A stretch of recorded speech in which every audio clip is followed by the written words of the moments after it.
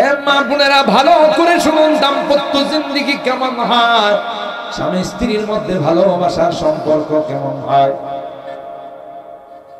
আম্মা জান খাদিজাতুল কুবরা রাদিয়াল্লাহু তাআলা আনহা আল্লাহর হাবিবকে ডাক দেয়া কয়, কাল্লা ওয়াল্লাহি লা ইউখজিকাল্লাহু আবাদা। আল্লাহ কাল্লা ওয়াল্লাহ, আল্লাহর কসম, আপনার মতো এই রকমের মহামানবকে আল্লাহ অপমান করবে। কাটা গায়ে লবণ লাগাইছে না সান্ত্বনা দিছে? জুড়ে কর। কোরআন সুন্নাহর আলোকে দাম্পত্য জিন্দেগি কেমন হওয়া লাগবে। কাল্লা ওয়াল্লাহি লা ইউখজিকাল্লাহু আবাদা, আপনার মতো মানুষকে আমি আপনাকে আমার কাছে এসে যা দেখেছি, আপনি যে মহান চরিত্রের অধিকারী, আপনার মতো মহামানবকে আল্লাহ কোনদিন অপমান করে। ও ভাই, সান্ত্বনা পাইছে না পাইছে? স্ত্রী সান্ত্বনা দিল কিনা? স্বামী স্ত্রীর মধুর সম্পর্ক হবে। স্বামীও যদি কিছু থেকে কিছু তরকারিতে লবণ একটু কম হইছে, ওরে বাপ রে বাপ, টেম্পারে চলে আসছে, কথা কয় আশা কয় তরকারিতে লবণ কেন কম জানিস? 1 2 3 কিন্তু কয়া বলামো। এরকমের ব্যাখ্যের মগা সমাজে আছে না। এ বি করে মনে করছে যে আমি 3টা সম্পদ পেয়ে গেছি, এটা যে কোনো সময় প্রয়োগ করা যাবে। সামান্য কারণে তালাকের ঘটনা ঘটা যায়। কথা বলেন ঠিক না বেঠিক? না রে ভাই, স্বামী স্ত্রীর সম্পর্ক এত হালকা নয়, এটা একটা কঠিন সম্পর্ক। দাম্পত্য জিন্দেগির মহব্বত আর ভালোবাসা আল্লাহ প্রদত্ত নিয়ামত। এই জন্য সূরা আন-নিসার শুরুতে আল্লাহ বলেন, ইয়া আইয়ুহান নাসু তাকু রাব্বাকুমুল্লাযী খালাকাকুম মিন নাফসিন ওয়া খালাকা মিনহা যাওজাহা ওয়া বাসসা মিনহুমা রিজালান কাসীরান ওয়া নিসা আত্তাকুল্লাহাল্লাযী তাসাআলুনা বিহি ওয়াল আরহাম। হে পৃথিবীর মানব সকল, ইত্তাকু রাব্বাকুম, তোমরা তোমাদের রবকে ভয় করো। আল্লাযী খালাকাকুম, যিনি তোমাদেরকে সৃষ্টি করেছেন, মিন নাফসিন ওয়াহিদা, একটা নফস, সেই নফসটা হলো হযরতে ওয়া খালাকা মিনহা, এবং ওই নফস থেকে আল্লাহ তাআলা তার স্ত্রীকে বানালেন, যাওজা। আর স্বামী স্ত্রীর মাধ্যমে গোটা বিশ্বের মধ্যে আদম সন্তানকে আল্লাহ বিস্তার করেন। সম্মানিত সুধী, হযরতে আদম আলাইহিস সালাম জান্নাতে একা একই বসবাস করতেন। মনের অবস্থা তেমন, যতই সুখ শান্তি থাকলে, সঙ্গী সাথী না থাকলে ভালো। একা একা ভ্রমণ করতে আসলাম, সব দেখতেছি, কেউ যদি সঙ্গী থাকতো, বন্ধু থাকতো তাহলে ভালো। তো আল্লাহ তাআলা তো আলিমুম বিদাতিস সুদূর, অন্তর্জামী। হযরতে আদমের কি জন্য ভালো লাগতেছে না এটা আল্লাহ জানেন না? জানেন? বলেন, আল্লাহ জানেন, যেহেতু তিনি অন্তর্জামী। সঙ্গী চাইতেছে, তো বাম পাজরের হাড্ডি দিয়ে আল্লাহ তাআলা তার জীবন সঙ্গিনী সহধর্মিণী বানাইলেন হযরতে হাওয়া আলাইহিস সালাম। তিনি তখন ঘুমন্ত অবস্থায় ছিলেন। তাফসীরের কিতাব খুলে দেখুন, ঘুম থেকে উঠে তিনি দেখলেন আমার পাশে একজন সুন্দরী রমণী রূপসী নারী শুয়ে আছে। তিনি তার হাত বাড়াইতে চাইলেন তার গায়ে স্পর্শ করার জন্য। আসমান থেকে আওয়াজ এলো, মা ইয়া আদম হাত্তা তুআদ্দি মা, হে আদম, গায়ে হাত দিও, তোমার জন্য বানাইছি। তবে তার গায়ে হাত দেওয়ার আগে তার মহারানা আদায় করতে।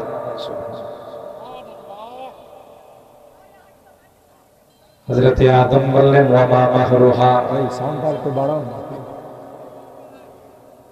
ওয়া মা মাহরুহা।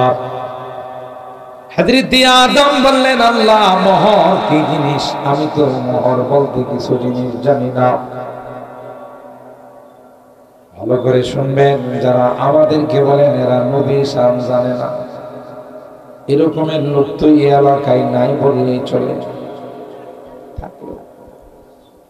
কই ওয়াহাবিরা নবীর সম্মান জানে না, আবার কি কয় জানেন? কোরআনের আয়াত দিয়া গান বানায় আর কয় ওয়া তুআযিরুহু ওয়া তুওয়াক্কিরুহু।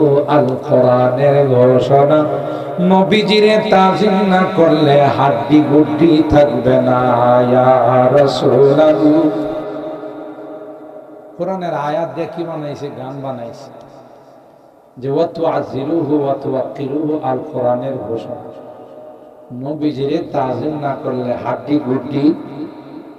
আল্লাহ নবী কি কথা কইছে যে পিডায় হাড্ডি মুড্ডি ভাঙা বলা। তুই কিসের নবীর আশেক আরেকবার হাড্ডি ভাঙার কথা বলছ? কথা কয় না। নবীর সম্মান হাক্কানি রব্বানি দেওবন্দের উলামায়ে কেরাম যা জানেন তোমরা তার শিক্ষাও জানো না। শুধু নারায়ে রিসালাত ইয়া রাসূলুল্লাহ বলে চিৎকার দিয়ে সামনে। এই যে আমার যুবকরা খেলোয়াড়দেরকে ফলো করে, তাই না? এই যেমন দেখবেন আপনাদের এই চান্দরা এলাকার যুবকরা মাথার চুল কাটে, দেখবেন চারদিকে তিতাস নদী আর মাঝখানে হইল বট গাছ। এরকমের চুল তো আপনারা কত দেখেন নাই। আমি এক যুবকেরই অবস্থা দেখে যে আল্লাহ, চতুর্দিকে বিশাল তিতাস নদী, মাঝখানে এত বড় এক বট গাছ। আমি জিজ্ঞাসা করলাম বাবা এই কাটিং পাইছিস? এটা রোনাল্ডো, এটা নেইমারের কথা পায় না। তো বোঝা গেল যে যাকে ফলো করে তার আদর্শ তার জীবনে বলে বাস্তবায়ন। খাঁটি আশিক রাসূল সেই হবে যার মাথা থেকে পা পর্যন্ত আল্লাহর নবীর সুন্নাত আর আদর্শটা দাবির দ্বারা আশিক রাসূল হয়। কথা বলে শুধু দাবির মাধ্যমে আসে। হযরত আদম আল্লাহ কি বললেন ওয়া মা মাহরুহা, এ মালিক মোহর আদায় করতে বললাম, কিন্তু কি মোহর আদায় করব আমি তো জানি না। ভালো করে শুনুন, আল্লাহ বলেন হাত্তা তুসাল্লি আলা হাবিবি 10 সালাওয়াত। হে আদম, আমার দুস্থ আমার হাবিবের উপর যদি 10 বার দুরূদ পড়ো তাইলে তোমার স্ত্রীর মোহর আদায় হয়ে যাবে। আল্লাহু আকবার, আল্লাহ। আপনাদের মনে প্রশ্ন আসে না প্রথম মানবকে? কথা কয় না। দ্বিতীয় মানবকে হযরতে হাওয়া আলাইহিস সালাম। আল্লাহ আদম রে কয় আমার হাবিবের উপর যদি 10 বার দুরূদ পড়ো তাইলে তোমার মোহরানা আদায় হয়ে যাবে। আল্লাহর হাবিব বলেন এ উম্মত আমাকে চিনো, আমার পরিচয় নাও। আউয়ালু মা খালাকাল্লাহু রূহি, সর্বপ্রথম যে রূহটা আল্লাহ বানাইছেন এটা আদমের রূহ নয়, এটা আমি মুহাম্মদুর রাসূলুল্লাহ সাল্লাল্লাহু আলাইহি ওয়াসাল্লামের রূহ। কুনতু নাবিয়ান ওয়া আদামু বাইনাল মাই ওয়াত তিন। আল্লাহ তো আমাকে তখন নবী বানাইছেন যখন আদমের অস্তিত্ব হয় নাই।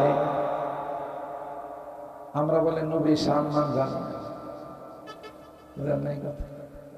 আরে তুমি হাদিস পড়ো, ইসলাম নিয়ে স্টাডি করো। বাবা তুমি তো স্টেজে বইসাই অমুক কাফের তমুক কাফের, অমুককে যে কাফের মনে করবে না হেও কাফের, সন্দেহ করবো হেও কাফের। কথা কয়। আর এমন লাস্টিং মার্কা কাফের যে এই কাফের যদি কবরে দেওয়া হয়, এই কবর থেকে যে ঘাস উঠবে, এই ঘাস যদি কোনো গাভী খায়, কথা কয়, এই গাভীর দুধ যে খাবে হেও খাবে। করোনার সময় যেমন এক শ্রেণীর হলুদ সাংবাদিকরা এরা বলছিল যে করোনায় যারা আক্রান্ত হবে তাদেরকে দাফন করা যাবে না, আগুন দিয়ে পুড়িয়ে দিতে হবে। এরকম একটা দাবি নাস্তিক মার্কা সাংবাদিক যারা তাদের থেকে উঠছিল কিনা বলেন তো?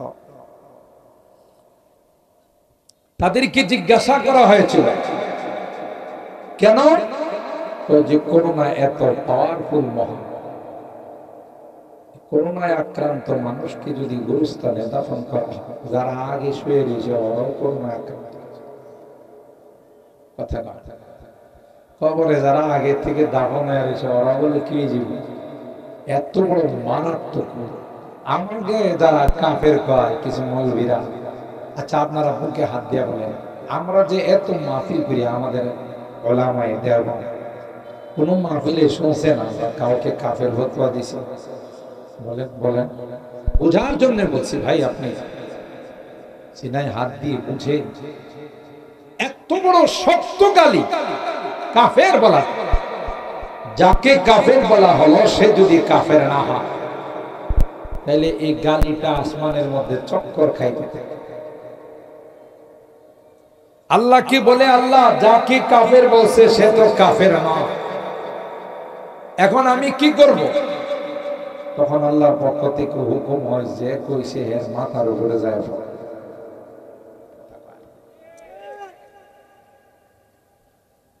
হযরত রাসূল আকরাম সাল্লাল্লাহু তাআলা আলাইহি ওয়াসাল্লাম তিনি বলেন, আল্লাহ আমাকে দে তখন নবুয়ত দান, তখন আদমের অস্তিত্ব দান করছেন, আগে প্রকাশ করছেন।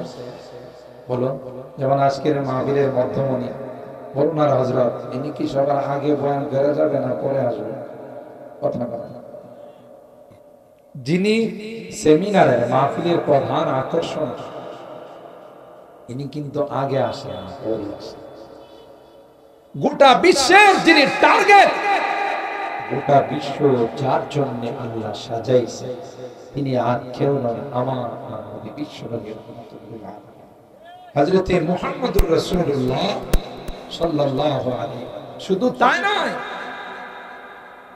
তাফসীরের কিতাবে মুফাসসিরিন কেরাম লিখেন, আদম আলাইহিস সালাম যদি আগে জানতেন যে জান্নাতের এই গাছের ফল খাওয়ার পর আমি দুনিয়াতে যাব, আমার সন্তানদের মধ্য থেকে মুহাম্মদুর রাসূলুল্লাহ সাল্লাল্লাহু আলাইহি ওয়াসাল্লাম আগমন করবেন,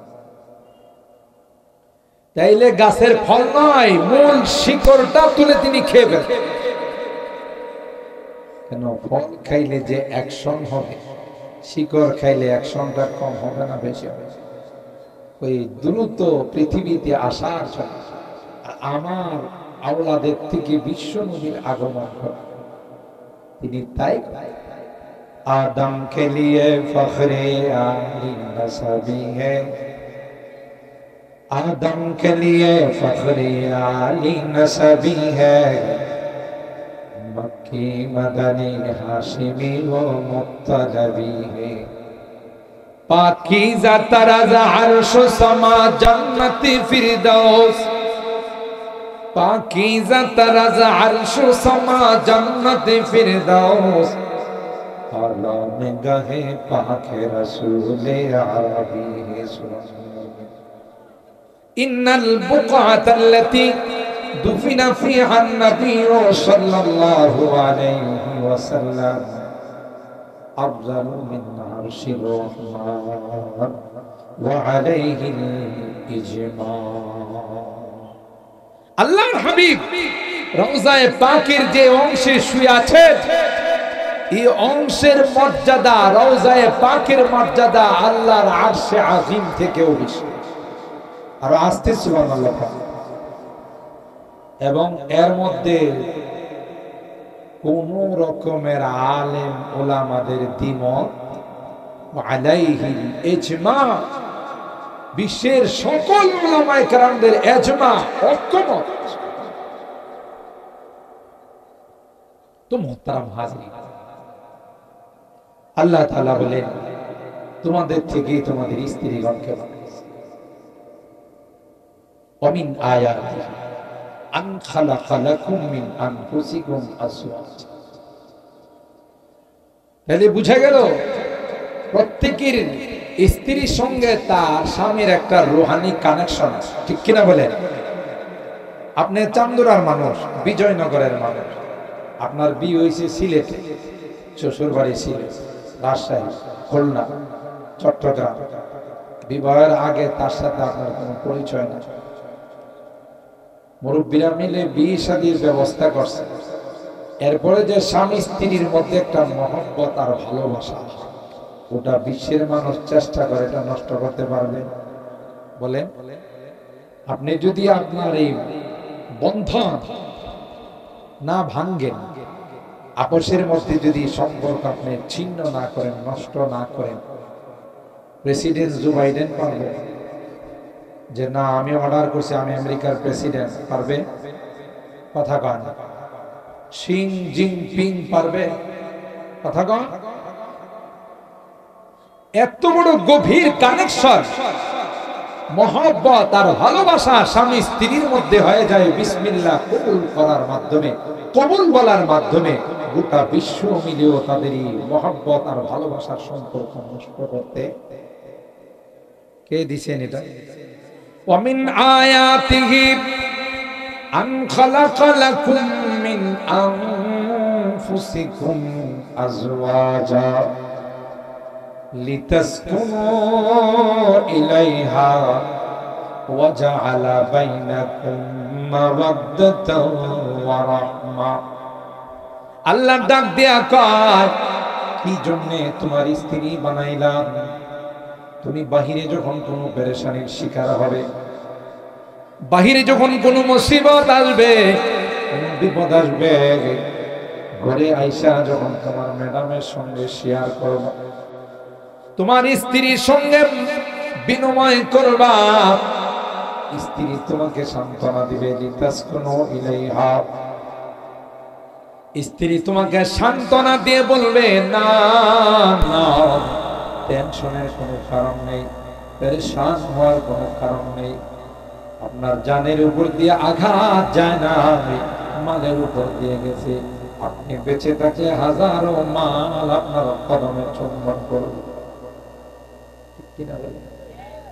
তাইলে বুঝা গেল স্বামীরা ব্যবসা বাণিজ্যে যদি লস হয়, রাস্তাঘাটে যদি কোনো বিপদের সম্মুখীন হয়, মোবাইল চুরি হয়, টাকা পকেট মার নিয়ে যায়, বাসায় যদি আয়সা স্ত্রীর সঙ্গে মত বিনিময় করে, শেয়ার করে, তাহলে স্ত্রীর উচিত স্বামীকে কি দেওয়া?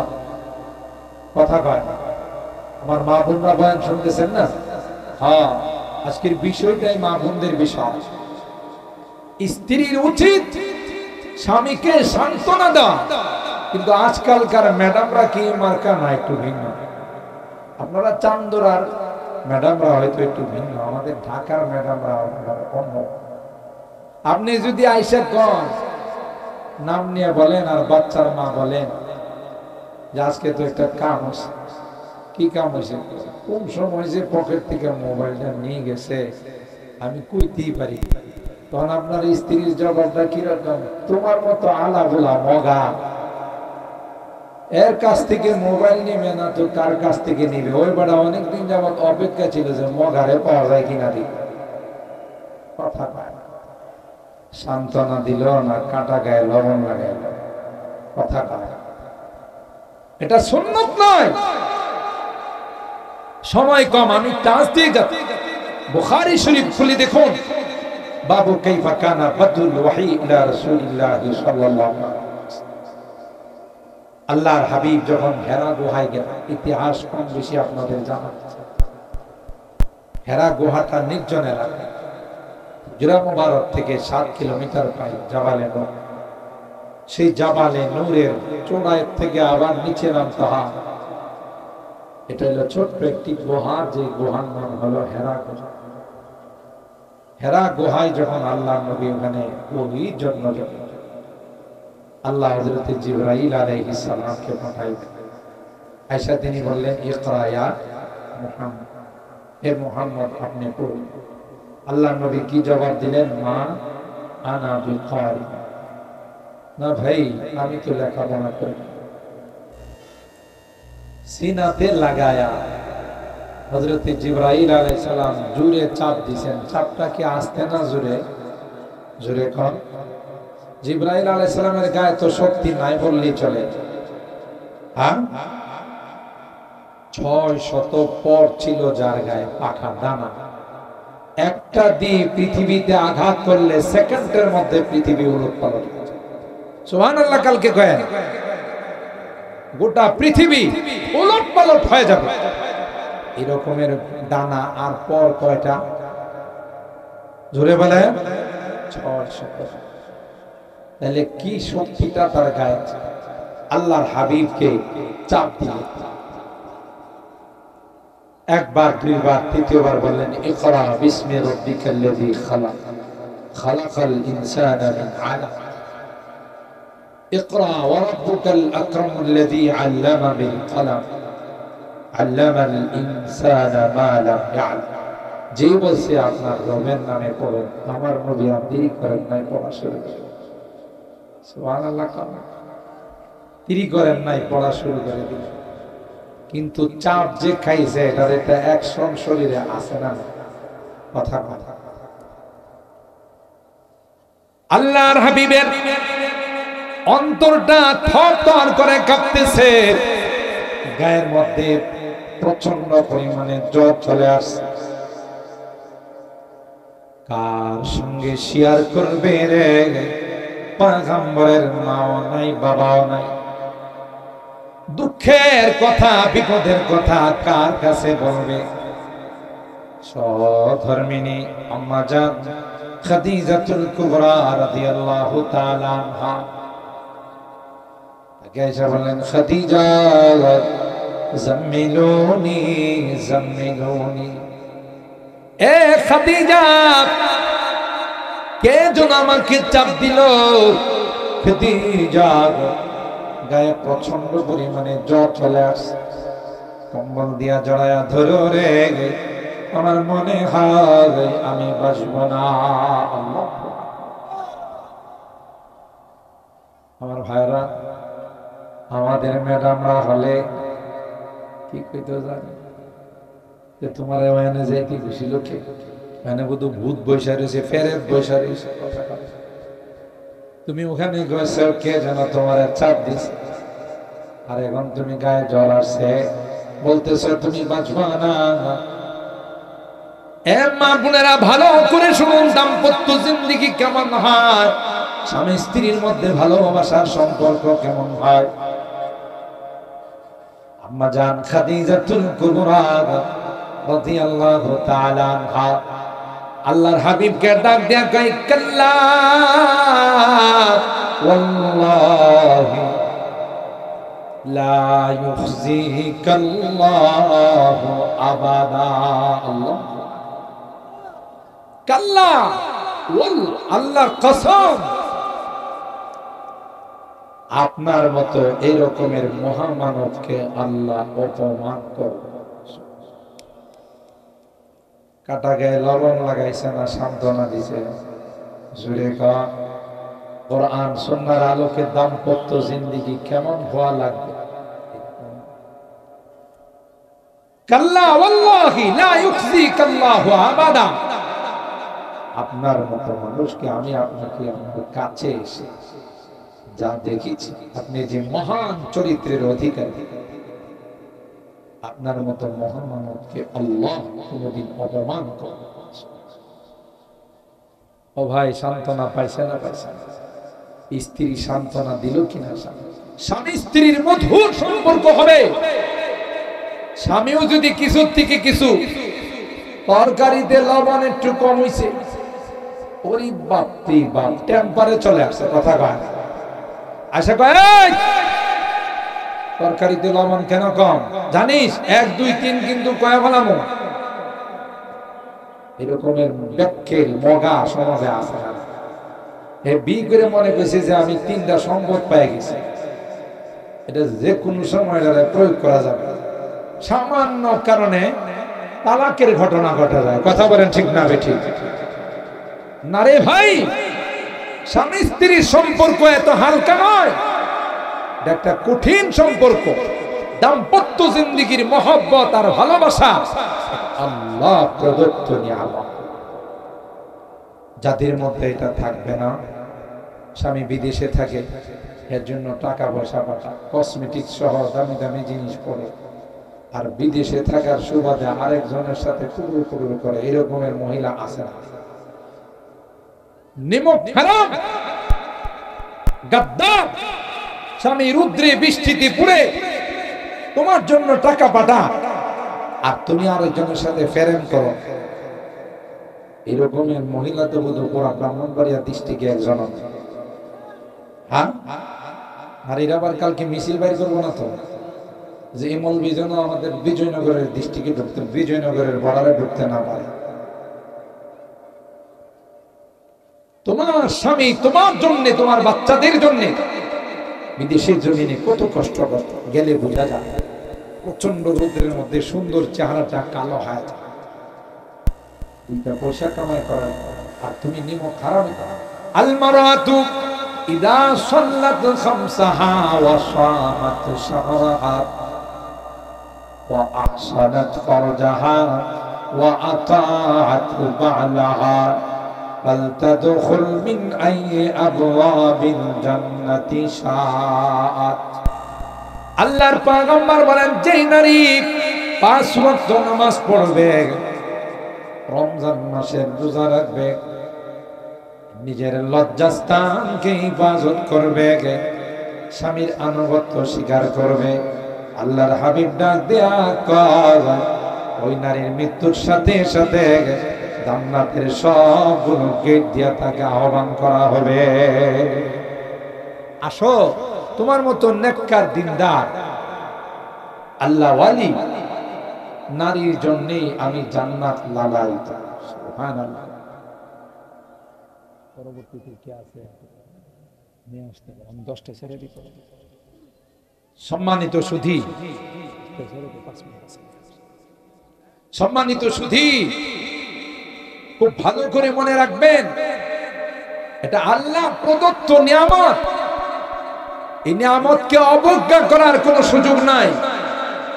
আল্লাহ কোরআনুল কারীমের মাধ্যমে বলেন যে নারী স্বামী স্ত্রীর মধ্যে, দাম্পত্য জীবনের মধ্যে আমি আল্লাহ এই সুকুনাত, রহমত, মহব্বত, ভালোবাসা দিয়েছি। যেই দাম্পত্য জিন্দেগিতে ভালোবাসা আর মহব্বত থাকবে না, বোঝা গেল এটা আসলে দাম্পত্য জিন্দেগি নয়। আম্মা জান খাদিজাতুল কুবরা আমাদের জগতের নারীদেরকে শিখাইছেন। আল্লাহ নবীকে বলেন, কেন আল্লাহ আপনাকে ধ্বংস করবে? ইন্নাকা লাতাসিলুর রাহিম।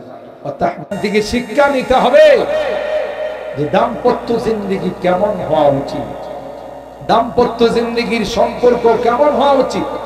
এই জন্যই আল্লাহ বলেন, যেই দাম্পত্য জিন্দেগির মধ্যে মহব্বত আর ভালোবাসা আছে, এটা আমি আল্লাহর কুদরতি নিদর্শন। সুবহানাল্লাহ।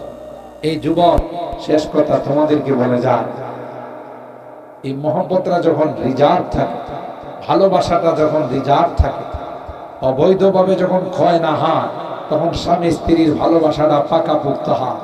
এর আগেই তুমি মেসেঞ্জারের মাধ্যমে, ফেসবুকের মাধ্যমে, মোবাইলের মাধ্যমে যদি অবৈধ সম্পর্ক করে ফেলো, তখন আর স্বামী স্ত্রীর মধ্যে সম্পর্ক ভালো থাকে না, দুইজনেই দুই দিকে কুনজর দিয়ে থাকে। কথা বলে ঠিক কিনা? আর সেই জন্যই কোরআনে কারীমে পর্দাকে ফরজ করে দিয়েছে, যেন এই দৃষ্টির কোনো খেয়ানত না হয়। একটা যুবক একটা যুবতী নারীকে যখন দেখে, শয়তান তার মধ্যে মন্ত্রণা, প্রবঞ্চনা তার মধ্যে সৃষ্টি করে। ঠিক কিনা? যুবতীও যখন কোন যুবককে দেখে, তখন তার মধ্যে খারাপ ভাব সৃষ্টি হয়, তখন দুইজনের মধ্যে একটা অবৈধ সম্পর্কের সূচনা। এই জন্য ইসলাম বলে পর্দা ফরজ। ওয়াকরনা ফি বুয়ুতিকুন্না ওয়ালা তাবাররাজনা তাবাররুজাল জাহিলিয়াতিল উলা ওয়া আকিমনাস সালাতা ওয়া আতিনাস যাকাতা ওয়া আতিউনাল্লাহ ওয়া রাসূল। পর্দা মেইনটেইন করলে এই জাতীয় কোনো অবৈধ সম্পর্কের সম্ভাবনা থাকে না। শুধু তাই নয়, আল্লাহ তো কোরআনুল কারীমের সূরাতুল আহজাবের 59 নম্বর আয়াতে বলেন, যেই নারীরা হিজাব পরে পর্দা মেইনটেইন করবে, তাদের আব্রু ইজ্জত, তাদের সম্মান সব কিছু রক্ষা করার, বিপদ আপদ থেকে হিফাজত করার দায়িত্ব আমি আল্লাহ। সুবহানাল্লাহ। কার? আজকে আমরা উপযুক্ত ছেলে মেয়েদেরকে বাহিরে পাঠায়া এক সেকেন্ডের জন্য আমরা স্থির হয়ে বসতে পারি না যে কখন যে আমার মেয়েটার উপরে দুর্ঘটনা ঘটে যায়, কখন যে অকারণ ঘটে যায়। আল্লাহ বলেন, তোমার এই দুশ্চিন্তার কোনো কারণ ছিল না যদি তুমি তাকে বোরকা পরাই। কথা কন, আসল জায়গাতে তো আমরা হাত দিই না। যেখানে ঘা ওখানে মলম লাগাইতে, মলম যদি আপনি অন্য জায়গায় লাগান তো ঘা কি বলে।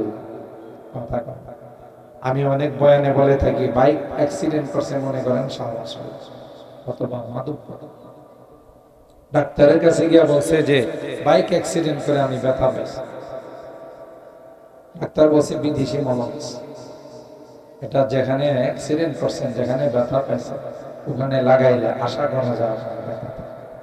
মগা চৌধুরী করছে কি, মলম নিয়ে গেছে মাধবপুর। কই মাধবপুর কি? মাধবপুর বাস টার্মিনালে অ্যাক্সিডেন্ট করছে, ওখানে রাস্তার মধ্যে মলম মালিশ করে আর দয়া করে আমার ব্যথাটা ভালো করে দিন।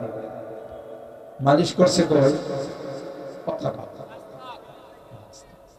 3 দিন মলম মালিশ করার পর ব্যথা কি কমবে না বাড়বে?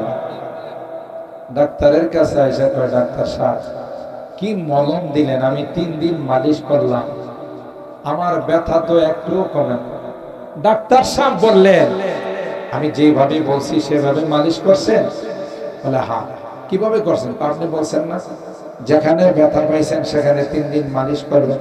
বিশ্বাস না করলে আমার সাথে আসেন, যেখানে আমি ব্যথা পাইছি ওখানে 3 দিন মালিশ করছি। আলহামদুলিল্লাহ বলেন, সবাই জোরে বলেন আলহামদুলিল্লাহ।